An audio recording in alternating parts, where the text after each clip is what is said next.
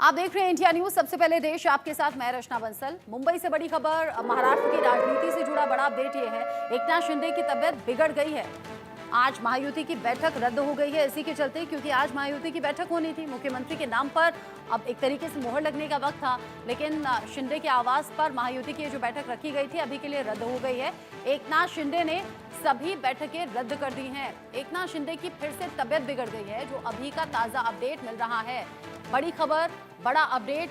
जिस तरीके से महायुति को लेकर ये जानकारी मिल रही थी कि मीटिंग्स पर मीटिंग्स चल रही हैं, मुख्यमंत्री के नाम का ऐलान होना है, कुछ मंत्रालयों की मांग यहाँ पर शिंदे गुट और अजीत पवार गुट कर रहे हैं। ऐसे में अब खबर तबीयत खराब होने की है। सीनियर कोलीग संजय शर्मा इस खबर को लेकर ज्यादा अपडेट के साथ जुड़ गए हैं मेरे साथ में।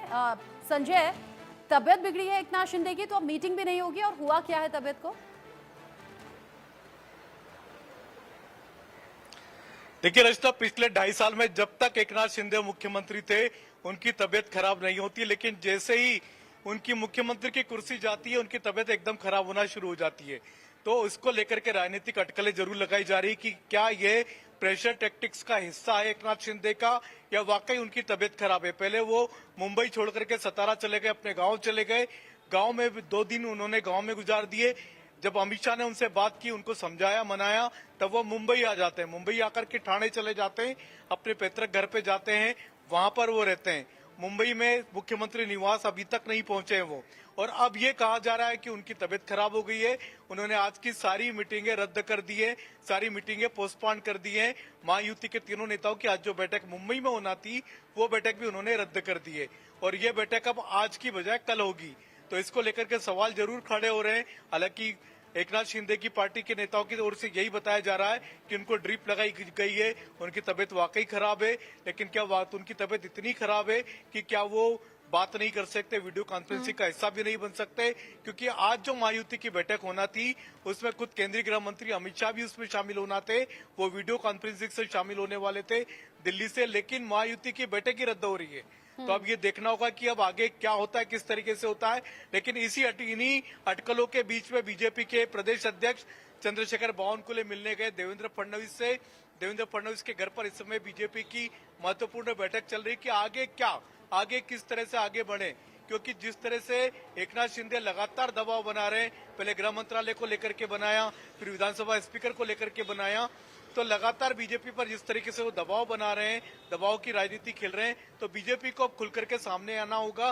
क्योंकि लगातार कई दिन हो चुके हैं, 23 तारीख को रिजल्ट आ चुका है और उसके बाद में लगभग 9 दिन हो चुके हैं, कल 10 दिन हो जाएंगे पूरे। तो अभी तक सरकार का गठन नहीं हो पाया महाराष्ट्र में।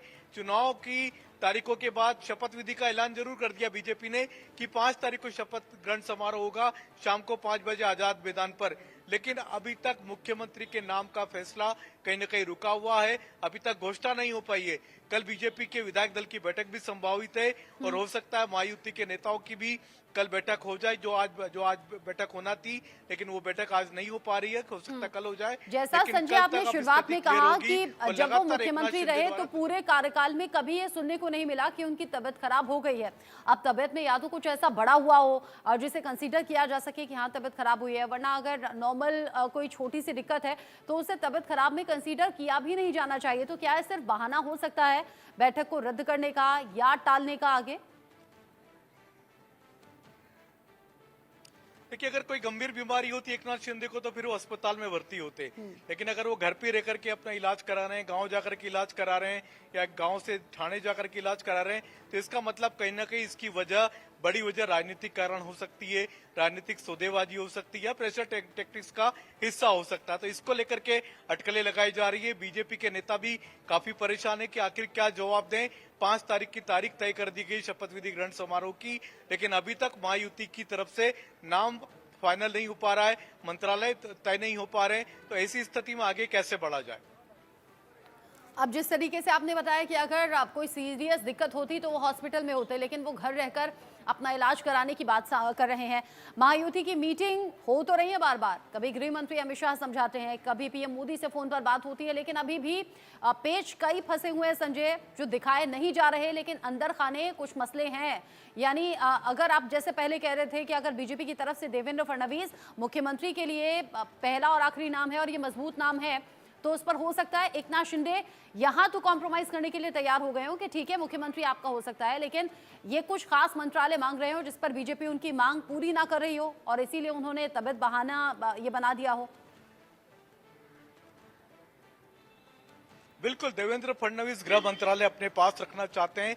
गृह मंत्रालय एक बड़ा कारण बना हुआ है एकनाथ शिंदे और देवेंद्र फडणवीस या बीजेपी से लड़ाई का।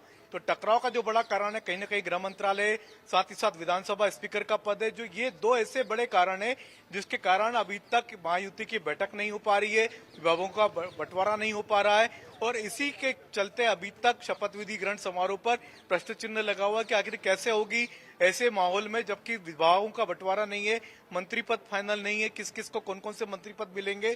तो ऐसी स्थिति में शपथ ग्रहण समारोह होगा कैसे? तो ये बड़ी चीजें हैं जिनका फैसला महायुति के बैठक के बाद ही निकलेगा। नतीजा जो आज बैठक होनी थी वो नहीं हो पा रही है, लिहाजा महायुति के नेताओं की बैठक का कल का अनुमान लगाया जा रहा। हो सकता है अमित शाह आज खुद एकनाथ शिंदे से फोन पर बात करें, उनको मनाने की कोशिश करें।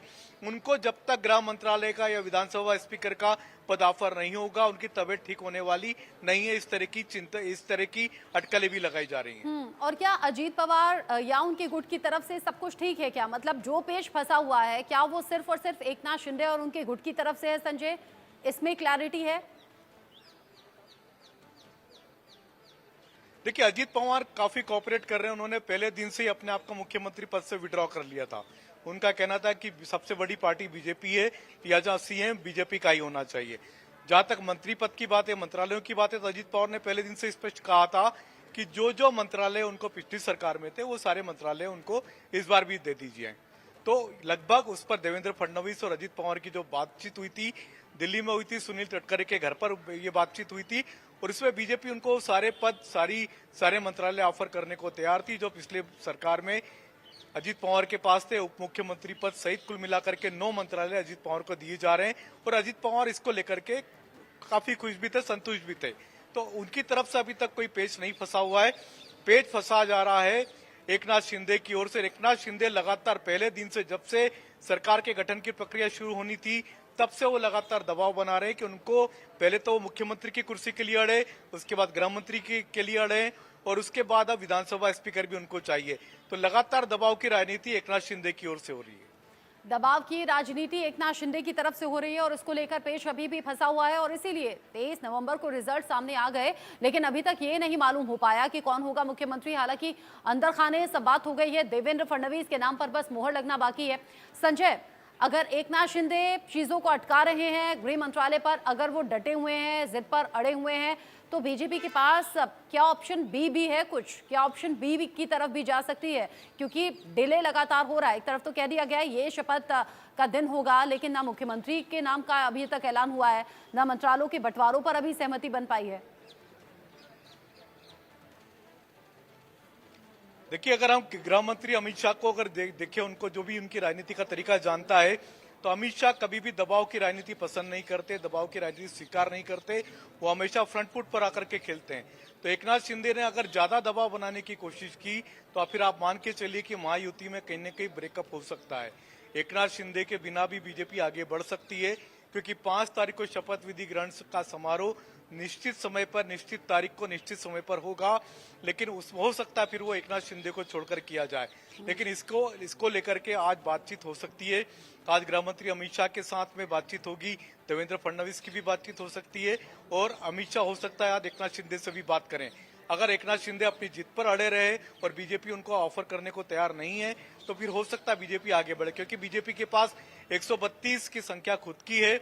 अजीत पवार बीजेपी के साथ महायुति में शामिल हैं, तो नंबर के लिहाज से देखा जाए तो सरकार स्पष्ट रूप से महायुति की बन रही है। बीजेपी प्लस अजीत पवार के पास पर्याप्त नंबर है। और जहां तक शिंदे की पार्टी की बात है, तो शिंदे की पार्टी में भी बीजेपी कुछ विधायक जीत करके आए, तो बीजेपी को नंबर की दिक्कत नहीं है।